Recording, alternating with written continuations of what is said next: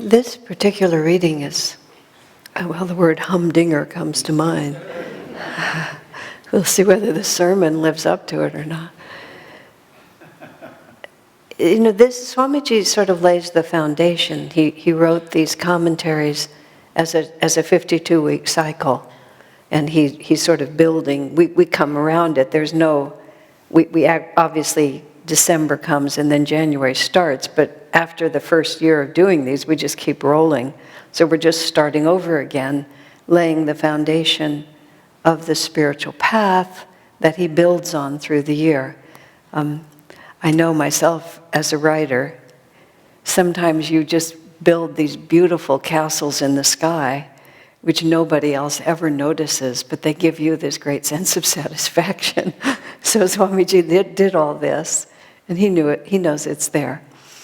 But it's very important early on. We're just thinking in the calendar, but even early on in the spiritual path, either at your actual beginning, or if you think of it in terms of your foundation, and what we stand on that everything else is built from. It's extremely important on the spiritual path that the foundation be solid, because we're going to build on our understanding, really for incarnations, and anything that wobbles down here is eventually going to cause us a problem. A friend of mine, in the early years of Ananda, we constructed rather helter-skelter with whatever materials we had at hand and what little money we had when we were all just living up in the hills of what is now Ananda Village, but was then much more primitive. Swami Kriyananda's house, which is now called Crystal Hermitage, for those of you who've been there, is built on the edge of a very steep hill, which goes all the way down to the Yuba River.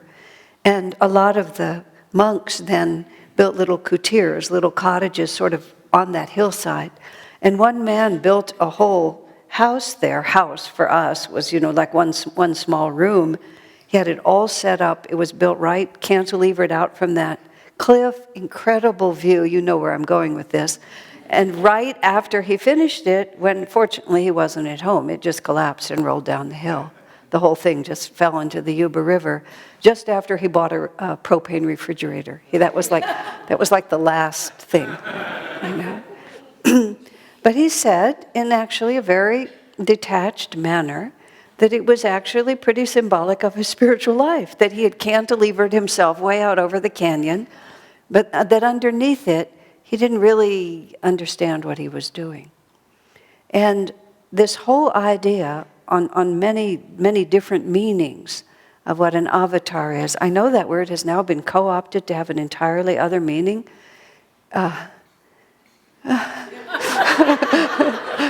So let's just pretend it doesn't. I don't know how else to deal with it. It's a very sacred word, so it's not going to help us. It's not going to help the karma of our culture that we have trivialized a sacred word. And it's just a symbol of many, many other things. But avatar means descent of spirit, in the highest sense, the pure spirit descending from above. And it refers to those souls who are completely free, who have obtained absolute self-realization, and descend to help us. Descend from that high level of consciousness to the material plane. Their consciousness doesn't change, but their manifestation becomes material. And that's what we're talking about here. Now, the idea of avatars, the idea of these gurus, if you think of every spiritual tradition, everyone that's related to Sanatana Dharma, which is to say, related to the highest truth, the ones that have endured and continue to endure, and in their teachings match the ancient truths that all of us know. This would be Krishna, Buddha, Christ are the three of the best known, but Zoroaster and Ramakrishna and Patanjali, Chaitanya, there are many others, much more on the Indian side where all these things are kept track of. A fully self-realized master who comes, and then this enormous consequence happens from their single incarnation.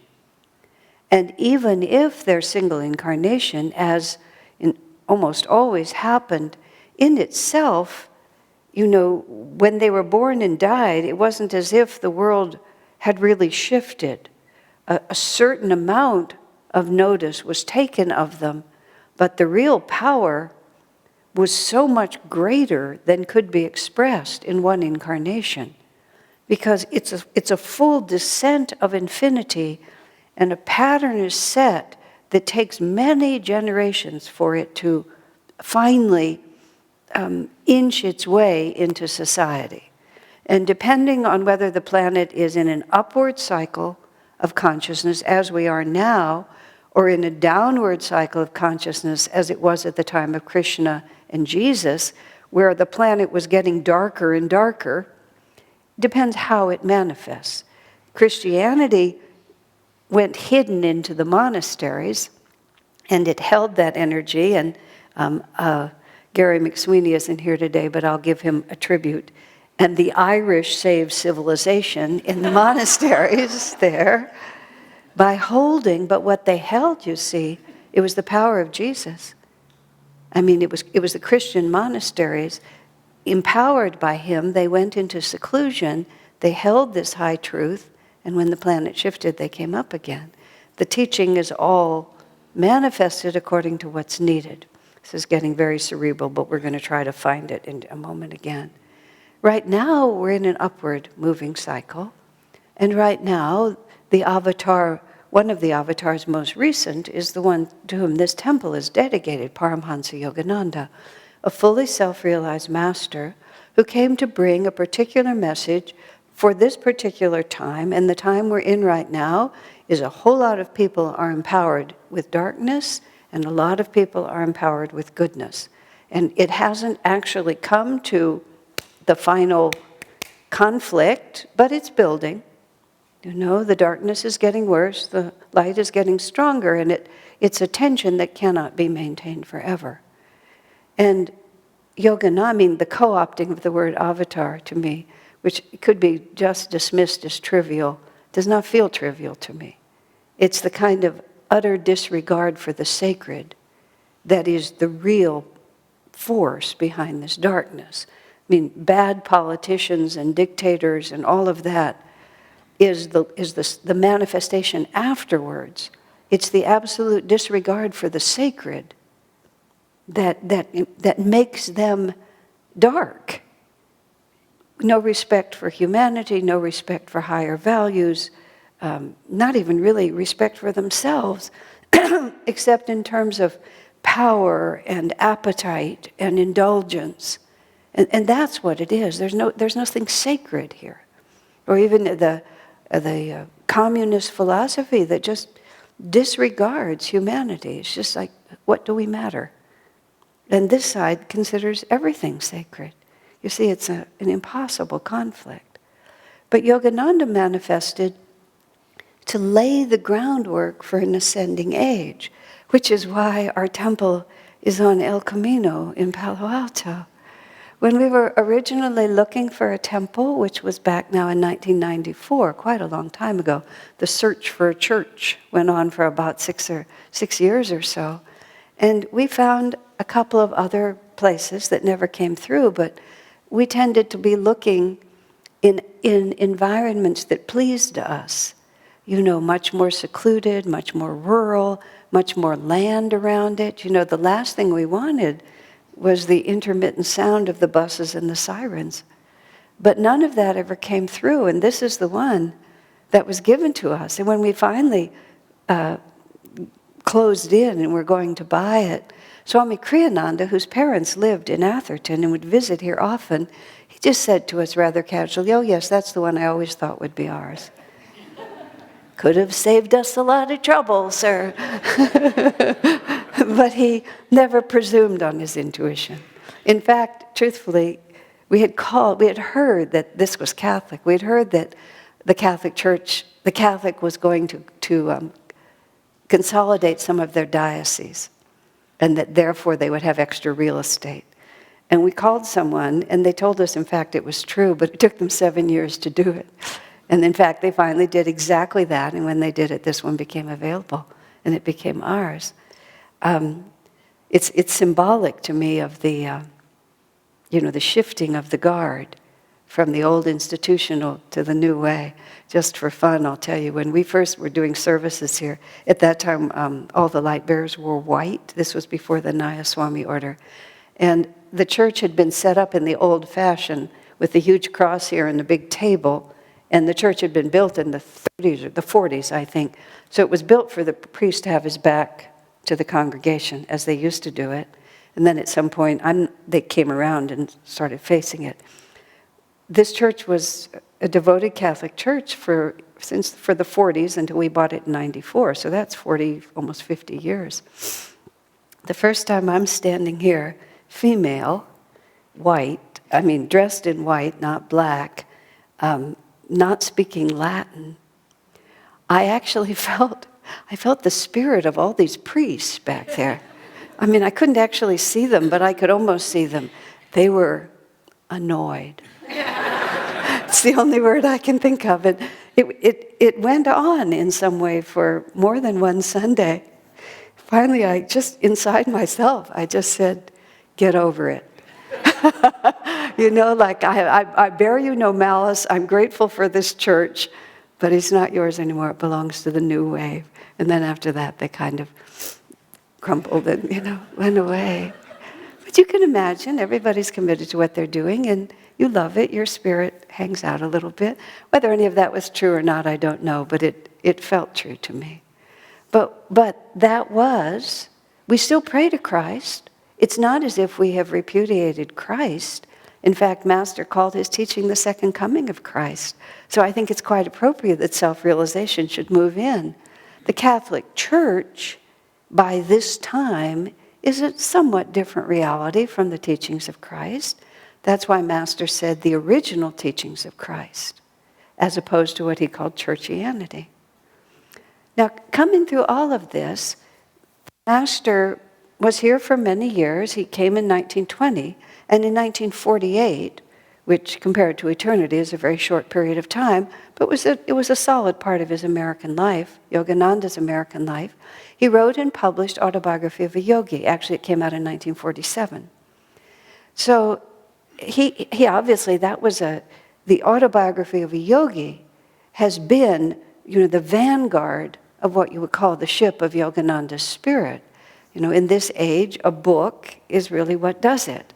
And the number of people in the world who have read Autobiography of a Yogi and been influenced by it is really quite astonishing. Only a certain number have given their lives to it, but the influence of it is just really incredible. I'll tell you one story. I'll tell you two. The first was from Ananda, who's the minister comparable in Sacramento. He told this whole story, which is in the book Loved and Protected, Miracles and Answered Prayers. And his story was all about, it was a very mundane situation, although a serious one. They had taken the roof off their church, ripped it off because it needed to be replaced, and he needed to replace it, and he couldn't get the city to give him the permit he needed. And as he put it, those little pictures with the raindrops were getting closer and closer and so he had no roof essentially on his church, and it was about to rain. And he just couldn't get the city to listen to him, so he called up he's talking to a guy, and he says, I'm the pastor of the Self-Realization Church, and so on. And the guy said, self-realization, is that about Yogananda? Hey, I read that book 20 years ago, he said. And then he and Ananda have a little conversation about self-realization, and 2 hours later he had his permit. For us here, when we were remodeling our community that we live in in Mountain View, very old buildings, very complicated remodel. It was a big deal. Oh, let me think. No, that's not true. It was when the house was built that we presently live in, the house that's called Chela Bhavan. And we played it really dicey right up to the edge with the permits, and there were just lots of issues involved. Now, I'm not even now quite sure which one. The real point is this. We had an inspector, a building inspector, who was an ordinary seeming building inspector. They're kind of gruff. They have a strong exterior because everybody's always trying to get something from them and they're not about to give it to you. So this whole thing goes on and on. But time after time, it kept breaking in the right direction. And finally at the end, whether which house or whether it was the community, one of the builders, actually it was Diva, who's now in Portland, he just starts talking to this guy. And the guy talks about the fact that he saw Yogananda's picture all over this. Turns out his mother was a direct disciple. And as a child, he had had a miracle cure. Not that he remembered, but he had been miraculously saved by Yogananda. And now he's our building inspector, right? So there's so many ways in which this influence just goes out. And Autobiography of a Yogi is one of the huge ones. The first sentence of Autobiography of a Yogi, the characteristic feature of Indian culture, the culture of India, has always been the search for eternal verities and the concomitant disciple-guru relationship. Okay, that's the very first sentence of this book that Master knows is going to go on for generations and is going to touch and ultimately transform undoubtedly millions and millions of lives. And it begins, the search for eternal truth will lead inevitably to the disciple-guru relationship. Now, discipleship is not like the American characteristic. The American characteristic is, thank you very much, I'll do it myself. Don't tread on me. That's what New Hampshire had. Just, I will do it myself. This is the tremendous power of this country. And it really cannot be underestimated. As Master said, Americans say, eventually, why not now? Which is Master, Lahiri put it in a different way, but Master said you drive by in the morning and it's an empty lot, in the afternoon there's a building on it. He really loved that spirit, that nothing can hold us back, and that's why we have become such a wealthy country, such an effective country in so many ways. We're not really looking around for somebody to tell us how to do it. But there is an eternal verity here. There is a divine truth. And this is part of Sanatana Dharma, that you do not attain self-realization without the help of a guru. Now, at first this seems very confusing because it sounds very much like the very principles of churchianity that Master came to reject, which is that you can't get to heaven without the intercession of the priest, and not just any priest, but the priest of our particular church, and not just any one of them, but the appointed one, and have to have the right ceremonies, and incidentally, it may cost you a little. My friend, an Indian man, Hinduism is just as confused, he said to me, Hinduism, you can't practice Hinduism on your own. He said, you have to get a pujari, a priest, to practice it for you. You have to hire a priest to do the proper ceremonies. And it's a whole profession to know how to do the proper ceremonies. It's not institutionalized in the same way, but it's the same deal. It seems like there's a necessary intermediary. So simultaneously, Master also taught us Kriya Yoga. The only place where God can be worshipped, Master said, is in the human nervous system, which is the most unpoetic combination of words. And it offends me every time I say it, but the meaning is that it is in our own self that God is experienced. It's not in the church, it's not in the confessional, it's not in the ceremony, it's not in the Vedic ritual in front of the sacred fire. It's our own consciousness. And Kriya Yoga practice in all its many aspects puts the responsibility for our spiritual lives right into our own hands, which is, Americans like that a great deal. But then he throws in this disciple-guru relationship, and you have all these masters on the altar, and we have these prayers in which we name all the gurus. So it's this, and this is the right foundation that I was talking about. We have to understand both the unlimited nature of our own potential and also the limited nature of our own potential. or the limited nature of our ability to reach our potential without help. Swami Kriyananda's marvelous answer when challenged, as people often challenge him, especially more in the early years, I don't need a guru. Why do I need a guru? Do I have to have a guru? Swami says, not if you don't think so. If you don't think you need a guru, then you don't.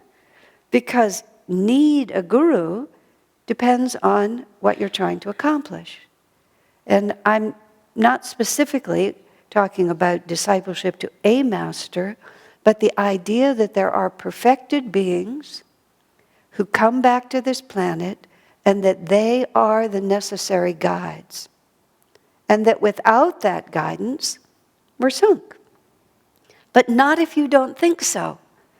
Because you have to reach the point where you realize that what you want is beyond what you can grasp with your own mind and your own will all by yourself.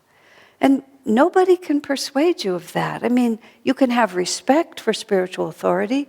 You can have respect for those who seem to have what you want.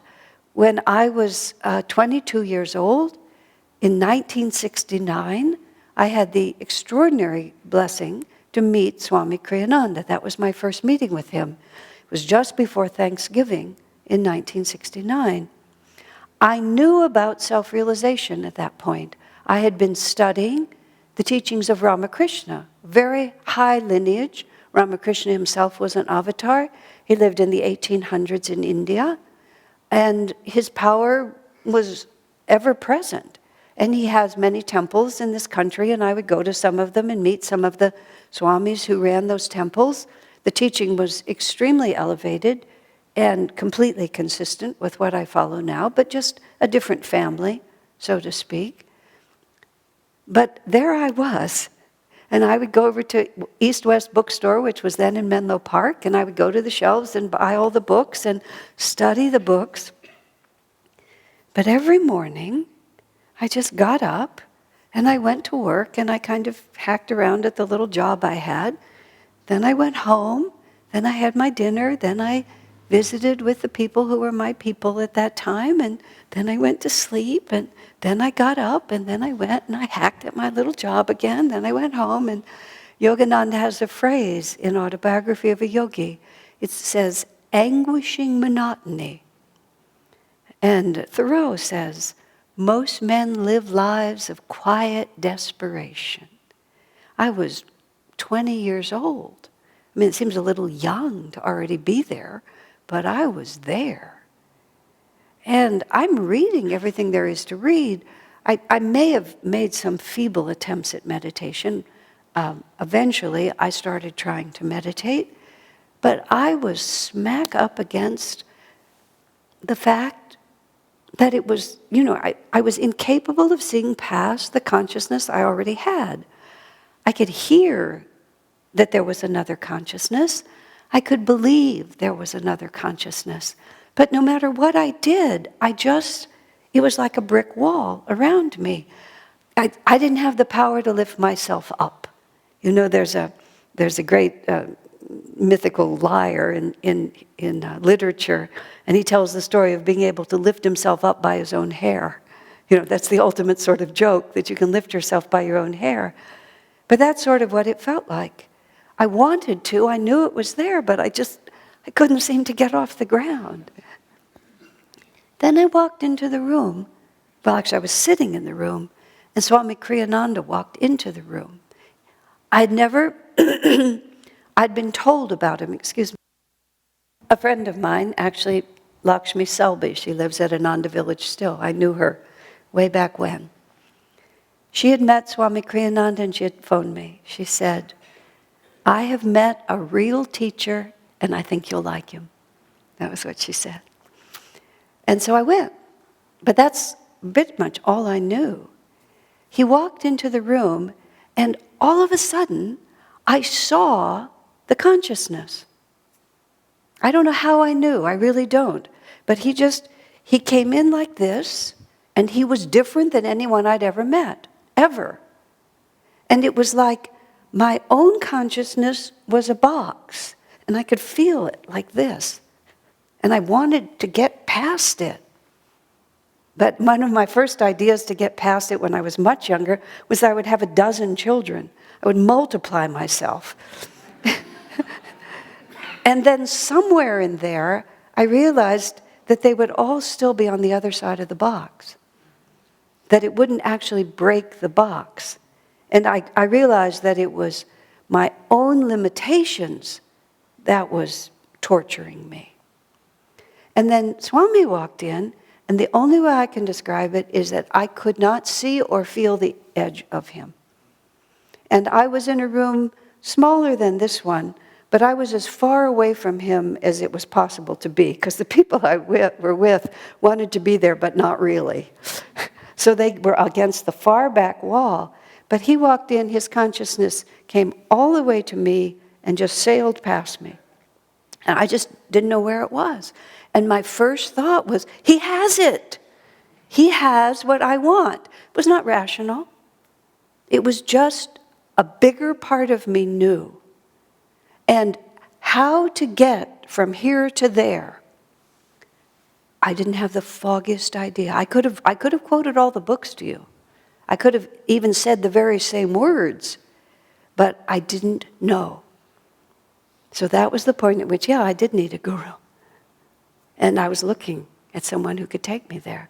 Now he talked to me about yoga. He talked to us about Yogananda, about Autobiography of a Yogi, which was all vaguely known to me. But none of it had touched me until I saw it manifested.